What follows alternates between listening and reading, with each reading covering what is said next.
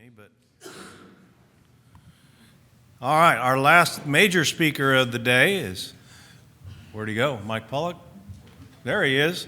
Going to talk about, we're going to go from wrap to recycle. And then after that, we've got some short presentations from some of our exhibitors, and then it's potty time. I got you. Oh. Let me read your bio. Oh, you don't have to read that. Oh, I don't have to read that? No, you can. Mike has been involved in the pavement preservation and asphalt recycling industry for over 40 years. He received his Bachelor of Science degree from Wolverhampton College of Technology, England, and his honors degree from Staffordshire College of Agricultural, England.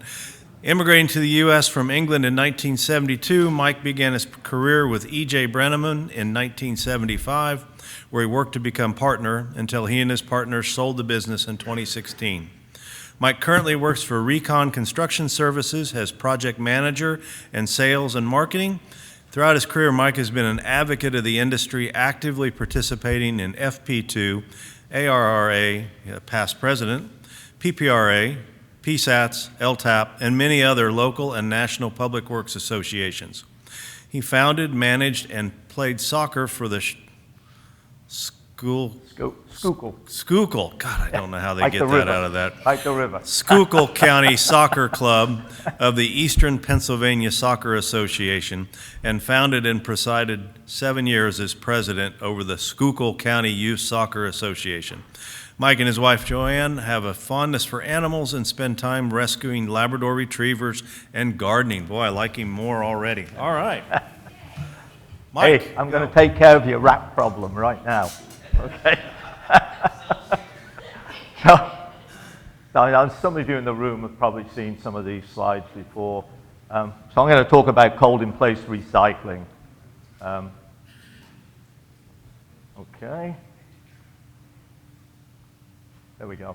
So cold-in-place recycling in Pennsylvania started back in 1983. The first project was in Luzerne County, Pennsylvania. The second one, which was done the same year, was done in Allegheny County by Trumbull Corporation. This one here was done by E.J. Brenneman. Let me see if I get this to go. There we go. So after the first cold-in-place recycling projects, 1983 to about 87, it was specified CIPR may only be used on roadways with an ADT of less than 200 vehicles a day. That particular project you see below there was done this year, 18,000 vehicles a day traveling on that roadway. And we're going to address that roadway in a little bit. I'm stepping in front of you too much. So we'll look at this roadway later on in our, as I go through the presentation. So where are we on the chart, on the curve here? We're all the way down here. So when the roadway is just about completely gone, before you do full depth reclamation, you're going to step in and you can do cold-in-place recycling if the materials are suitable on the roadway. So normally we're doing a 4 to 5 inch compacted depth on the road. The typical train, you have an asphalt tanker in front, down-cutting milling machine. The milling machine has to cut downhill because that's what's going to create the gradation that we need in the mix. So we like to try to aim for about a 2-inch minus gradation. Sometimes, because Pennsylvania roadways were built over many, many years, you may find the materials change on one project quite a few times. You may end up with number 3 stone. You may end up with 2B or something like that. So it's always changing.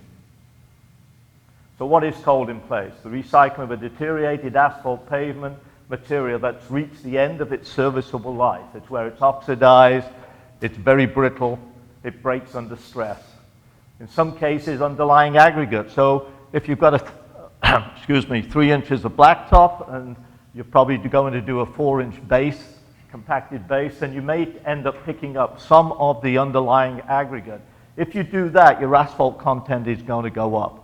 So it's important to talk to your mix design people and tell them, hey, it's not just 3 inches of asphalt, we need some of this underlying aggregate in that mix design. Typical depths, as I said, 3 to 5 inches is what PennDOT specifies.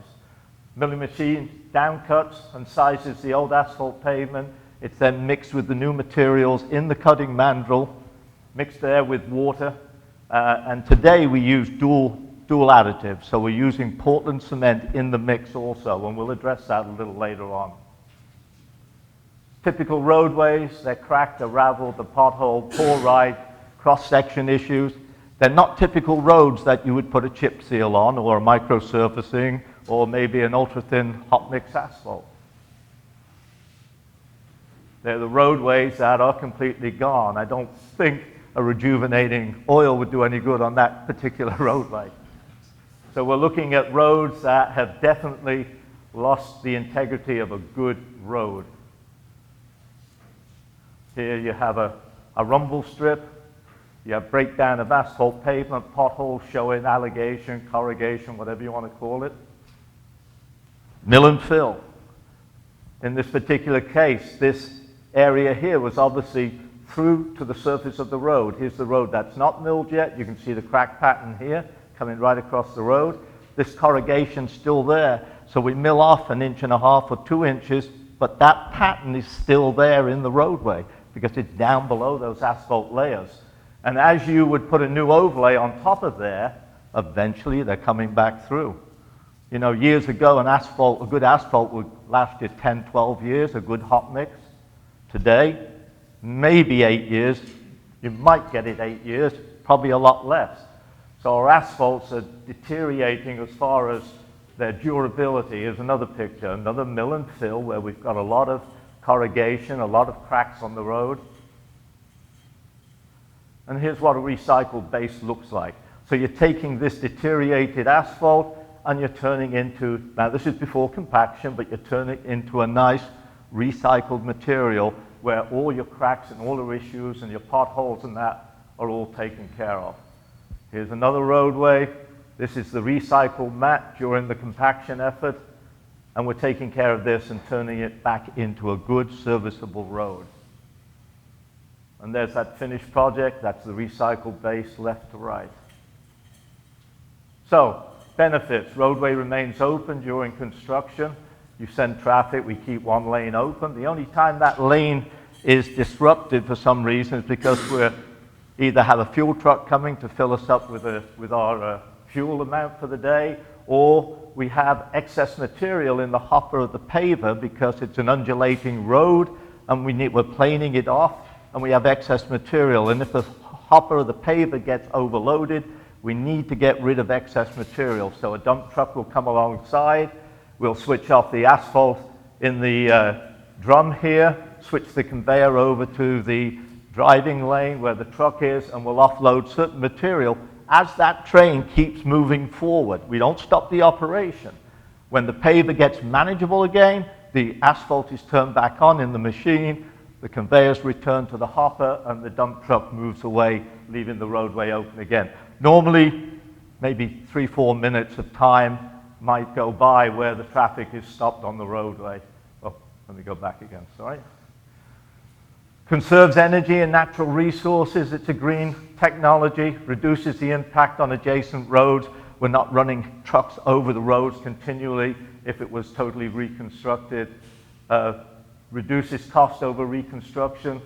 Little material is exported from the site. There's always going to be some. There's always going to be some material that goes away from the site, especially if you've got curb roads and you've got utilities you've got to deal with, and you've got to get curb reveal back on those roadways.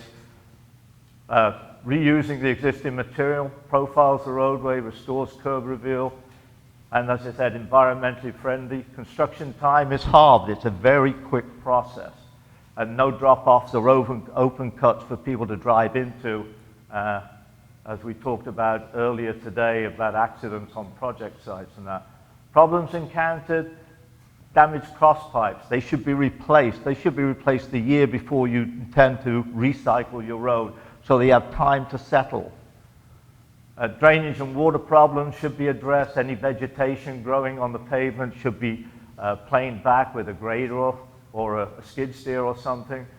Shoulders of pavement widening should take place prior to recycling, but you've got to make sure when you're widening a roadway, if you want that aggregate to be incorporated in with the recycling, make sure that shoulder, when it's excavated, is then solidly compacted before you place your aggregates and compact those. Any underground utilities should be addressed, gas lines, water lines.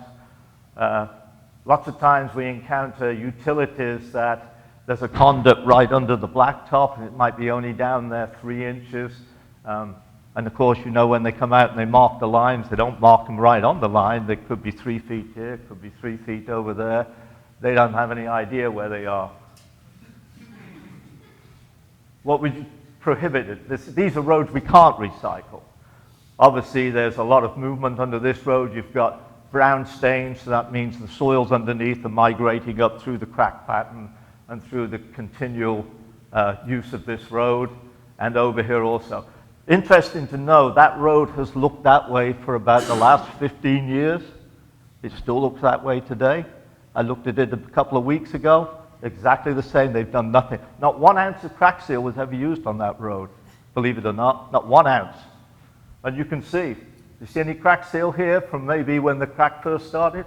No. Same issue here. These roads we can't recycle. They should be either total reconstructed or full depth reclamation take place. That one's a tough one too. This is this year. That's your pipe there, your drainage pipe for storm waters. And this is where water came down in one storm, over in Lancaster County that is, ripped the road away. That boulder's a little bit too big for us to crush, but that came a half a mile down that hill and ended up stopping right here. That road's destroyed. Water problems, springs in the road, bleed them off, put some under drain in, let's get rid of this water. If there's a cross pipe across the drive and it's blocked up and the water's coming over, take care of that. All these things need to be done before you recycle the road. Here we have an instance where a roadway, the cross pipe's been put in, they put some temporary material on top, and that will settle obviously before they come back and they do that recycling. Here's a good one. This waterway here, stormwater runoff, is 3 feet from the edge of the curb. The water goes down the road and then crosses the road right here. Wouldn't it be nice if that water, instead of crossing the road, came down and went into this catch basin, which it doesn't and it never will do. And that actually is the road I live on. But that's where the water should be going, not across the road here. And when you recycle, if you don't do that and you end up with a pipe that gets crushed or the pipe breaks down, now you've got to come back, saw cut, put a new pipe in, put your aggregate in, wait till it settles, and then do a patch across the road. That's not the way to go. That should have been done a long time before that roadway was recycled. Here you go. There's a cross pipe, and now you come through and recycle it and pick that material up, and you'll never know that there was a cross pipe put in there. The process, core the roadway. Important, the very first thing you've got to do is core the roadway. Left, center, right. Not all down the center. We need to know what the full width of the roadway looks like underneath. We need to know how much material is here, in the center, and on the right side. PennDOT approved mixed design should take place. Any widening take place, as I said earlier. If the roadway is curbed, check the height of the curb. What curb reveal is required in the final application. And it's not the final application of the cold in place, it's what you're putting up on top of it. Are you putting 1.5 inches of 9.5 millimeter? Then your curb reveal needs to be 1.5 inches lower than where it should be, so as your overlay fits exactly where it should do. Let's go. So core samples. In this case, we're using about 1 foot square. We're going down through. We're not checking just the depth of the asphalt. We're checking the aggregate depth underneath also. We're checking to see if there's any clays that maybe are expensive clays. They're soft and they're moving. So we need to find all that information out. Goes into buckets, which then will be taken back to a laboratory eventually. Most cracks go all the way down through the pavement, as you can see right here. A lot of times, you can see from the surface in potholes, here's your line striping. There's another layer of line striping. and a third layer of line striping there. So you can see how many times that roadway was overlaid. And another one, at some point, somebody has to realize there's something more wrong with the road than sticking a new overlay on. 1, 2, 3, 4, 5, 6 layers of asphalt. That's a lot of money if each layer is lasting you 8 years. That's a lot of asphalt and a lot of years sitting on that road. Widening, basically you're going to cut out an area out of the ditch line or out of the shoulder, and then you're going to put your aggregates in, compact them, either put wrap material in the widening that will then get incorporated in the half the width of the pavement and recycled together and laid. But we have to make sure, as I said earlier, that we compact that excavated area, that we don't end up with some kind of rutting taking place, as you can see here. This roadway would have been recycled, but they had to come back and repair these areas before we could recycle, because we're going to widen the road 2 feet on each side. Curb reveal. Normally we send a small milling machine down the curbs, excavate that material. Now that's the material that does get exported from the project site. We need to take that away so as we can get more curb reveal back for the customer. Whether there's a utility, like here, we have a catch basin, we have to go around the catch basin, relieving that material alongside the curb line here. So as I said, we can lower that profile and get them back more curb reveal. In this case, you've got a rolled concrete gutter pan. So we've left 1.5 inches here, so as our new hot mix asphalt can go right in to the top of that curb line, that we don't end up with it overlapping or creating an area that's hazardous to bicycle riders and people, joggers and that. So our new hot mix will go right into that area there. Same with a straight curb.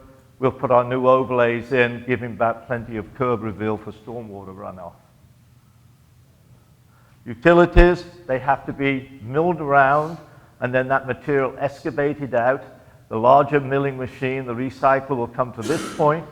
The cutting mandrel will stop, pick up, walk across the utility, sit down, continue on, and as that paver is taken back through that area, it will portray that material in and around the utility and where the compaction effort will then take place. It's the same with radius returns. Those all have to be milled out and the new recycled mix placed in there and compacted.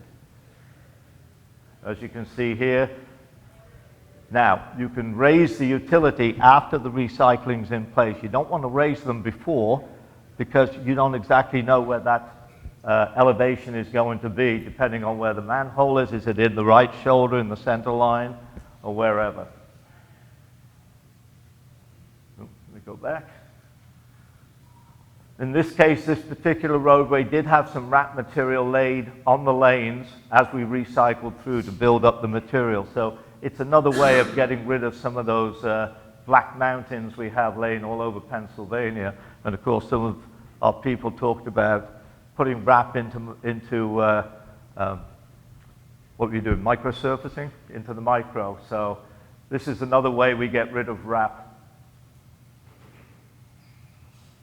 Always have a nuclear gauge operator on the job, you know, keeping all the meters and everything in compliance, recycling additive, check the specification and compliance, recycle mat smoothness.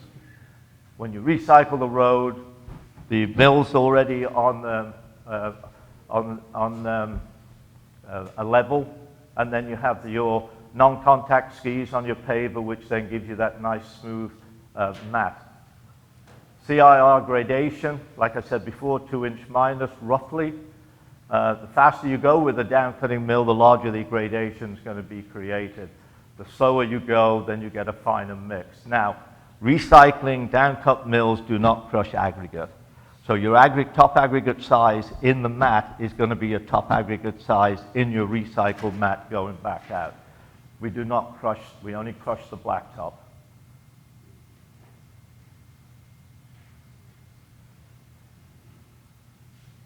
Mix design, obviously you're going to get the samples from the core samples you take in the field, determine the gradation.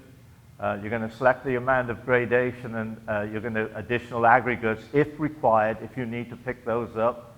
Select the type and grade of the recycling additive. Test trial mixers. Establish a job mix formula and follow the PEN.CIR mix designs. That's a simple mix design chart there, which will give you the information. Normally they will, because it's a little, that light green, I can't quite see it, but they have a gallons per square yard here and other information in there, your gradations.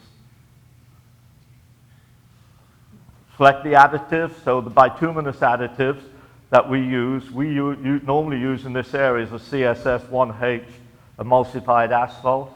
It's a cationic asphalt. Some people use anionics. Rejuvenating agents aren't really used anymore. And then you have foamed asphalt, which is used, but you have to have a specialized machine with a specialized foaming unit that's built into it, so you can do the foamed asphalt. Selection of dual additives. Well, there's quite a few dual additives, but we're using Portland cement.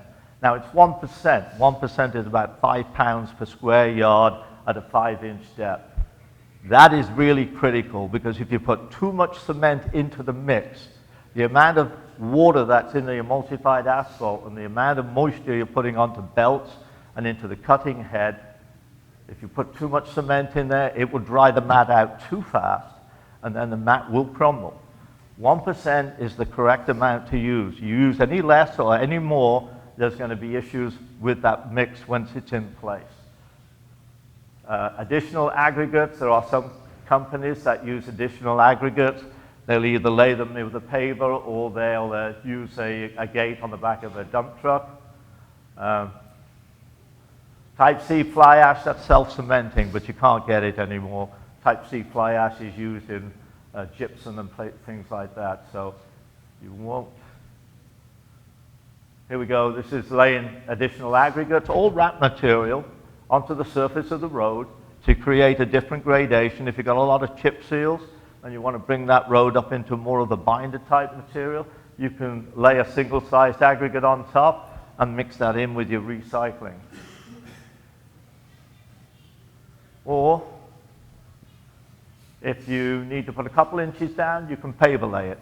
Just lay it out with the paver on top of the old roadway, and then pick up your old asphalt and your aggregate and mix them together. As I said, your asphalt content will go sky high in a case like that. We're using a lot of virgin aggregates. Gradation, that's a nice looking gradation. That's what we're aiming for. Now, we talked about Portland cement. We use Portland cement on most of our jobs.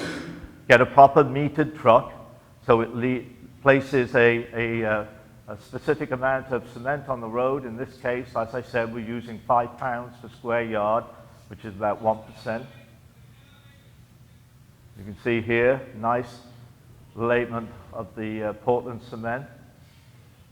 Keep the cement truck as close as you can to your operation, because if Joe Public comes along and decides he's going to switch lanes, that is very, very light material, and you will have a cloud of cement blowing down the road, and if it's a black vehicle, it'll probably be grayish yellow by the time it gets through the cement.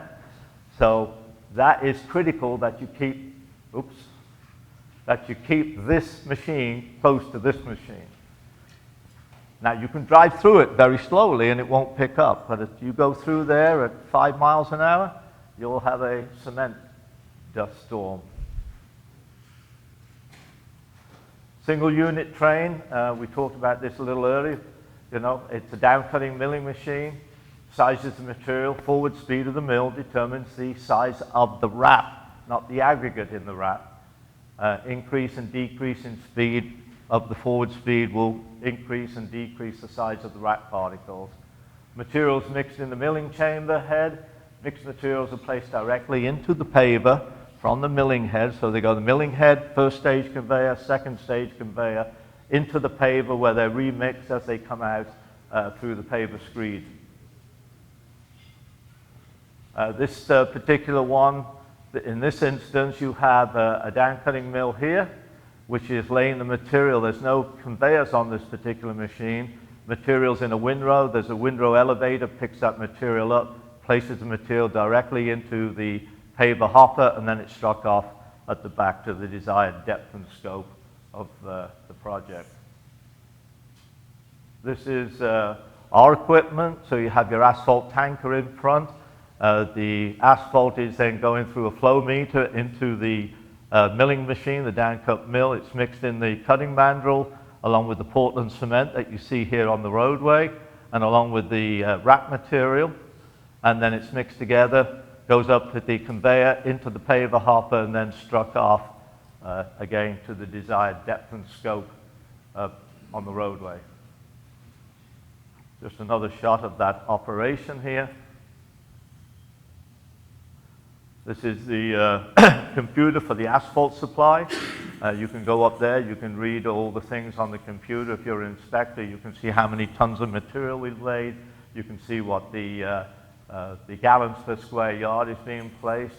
Does it comply to the mix design? So you get a lot of information off here. The other computers are slope meters and things like that, so you can see exactly where and what we're cutting and what kind of a slope we have on the machine. No contact. These are sensors on the mill. There's 3 of them. There's one behind the cutting mandrel here. They sense the road height, and then you have a no contact ski on the paver. You have the sensors here, same type of sensors. So you're putting down a nice smooth mat. There's another shot of the no contact ski material going into the paver hopper and being struck off. Now they're averaging skis, they're not actually leveling skis. So they're averaging the roadway out over a distance of between that and the mill, probably a distance of about 80 feet. Again, this particular roadway, this is finished this year. You can see how badly deteriorated it is. Our pneumatic tired roller. Now the pneumatic tired roller, that is a 25 to 30 ton pneumatic tired roller. That's the finished roller we use on the map. We use a steel drum vibratory roller first, then the pneumatic tired roller, and then we finish with a steel drum roller after the fog seal is placed. And then your new hot mix asphalt is placed on top of the roadway. Excess material removal, always keep a dump truck on site. Sometimes around a radius, we're getting rid of excess material that we don't need because we're trying to reprofile a roadway. Compaction with the steel drum rollers first, as I said, vibratory mode, all controlled by a geotech with a nuclear gauge to get density and compaction. And again, the pneumatic tired roller. Here's our geotech right here, testing. He's one who controls the roller pattern, controls how many vibratory modes and how many static modes we're running. Cross slope. Weather temperatures, 45 degrees, 50 degrees, and rising. Don't forget it's rising, not falling. So that is the minimum we need. Rain and misting should not be occurring. We don't need to add any extra moisture to the roadway. When we're finished recycling, then we place a fog seal on top of the road. It's normally a 50-50 blend of the emulsified asphalt you're using and water. Takes about 20 minutes to dry, and then traffic's returned to that lane. And then we come back to, this is SR 176 in Berks County, Pennsylvania. This particular roadway is the one I said takes 18,000 vehicles a day. A lot of truck traffic.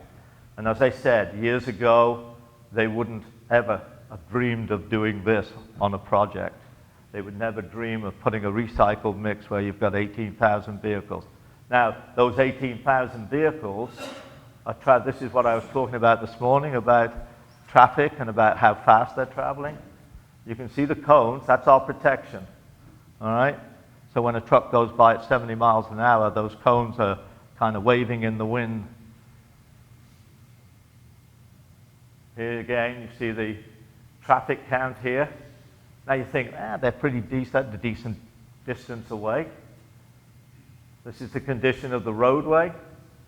This goes from State Route 422 in Reading down to Morgantown and the exit for the Pennsylvania Turnpike. Here's our cement application. You can see it's a nice fine material. Again here's one of those 70-mile-an-hour tractor trailers. If he comes off the road or he steers wrong, our manpower is working right here. And then in some cases, like here, we even had them on both sides of us, traveling down here and then coming off the exit here. So it's a little scary. I was out there a number of times. I thought, this is crazy. This road's 65 miles an hour and they're doing 75, 80 miles an hour. So that's something you can see here again, on both sides of the roller here. And you haven't got much chance to get out of the way. There's the mat, the recycled mat. It was a beautiful product we produced. That's just a quarter lying on top to show you the gradation. And here we have where the split is for the turnpike to the left and off to Route 10 and Route 23 to the right. So the application, rural application, we still use cement on a lot of rural applications where the traffic count is probably down to 200 vehicles a day. You know, residential areas, destroyed roads, and we recycle those roads back into a usable road again, industrial parks. And I've always never ever been worried about how heavy a loading on top of the recycle is. That's not the issue. The issue is the speed of the vehicles on the brand new mat. That's what does the damage to a recycled mat if they have that opportunity. So on that particular PennDOT job, 176, there was a lane closure overnight. So there was no traffic allowed on the recycled base over one night. They were returned to the lane the following day. Heavy highway, US 22, Allentown to Harrisburg. One of the things we need to do, make sure that the moisture content is down before you put your overlay on. The cement that we put into the mix acts in quite a few different ways. It cuts down the moisture content very fast. So instead of a recycle being a long-term cure, it turns it into a fast-term cure. It's a chemical cure rather than a temperature cure through sunlight and breezes that blow and like that. So it becomes a chemical cure. It also is a mineral filler, and it is a hardening of that roadway. So whereas our materials, before we started to introduce cement, were on that softer side, this strengthens those materials. So right now, 0.45 is easily achieved when you're using that 1% cement in a recycled mix. And then what are we putting on top? Well, you can use hot mix wearing, all right, 9.5 millimeter. They're doing full width paving here, which is nice, but you can't always do that. There you go again. Ultra thin hot mix asphalt, chip seals, microsurfacing, cape seals, and all the wonderful things that these other people have been talking about all day long. So do you have any questions? I kind of went through it a little fast. What was your surface on that 276? At 176? Yeah. It was 1.5 inches compacted. Yeah. Now they did overlay it several times and mill it off. And overlay it again and mill it off. And I was told by, I think, Rick, are we not? Rick? Yeah? Oh. Did PennDOT not say that the recycled material was performing better than they ever thought it would on 176? Yeah. But there were issues, other issues that weren't involved in us. It was our general contractor, not us. Yeah, like, do you add a lot of material, like number 2 stone, or Sorry? just for strength? Number 2 stone, you add a lot of stone usually, or not? For strength on that? On the recycle, it's about a 0.45. Okay. Yep. Anybody else?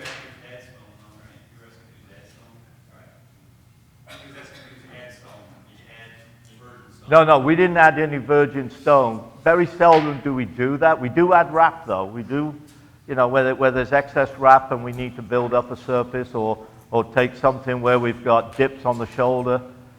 What we'd normally do is you'd scarify that area first before you put the wrap on top, because if your milling head doesn't go deep enough, then you're going to have wrap lying on top of the smooth roadway and it won't hold. So you scarify the area first, then lay the wrap to whatever the desired height is, and then you go back and recycle through it. Yeah, Rick? There was a mix design done for our obviously, so 25 millimeter diameter, inch and a half. So we had the stone from the 25 millimeter that we incorporated, so that's why we didn't have any added stone, because the stone was already in there. Any others? Thank you.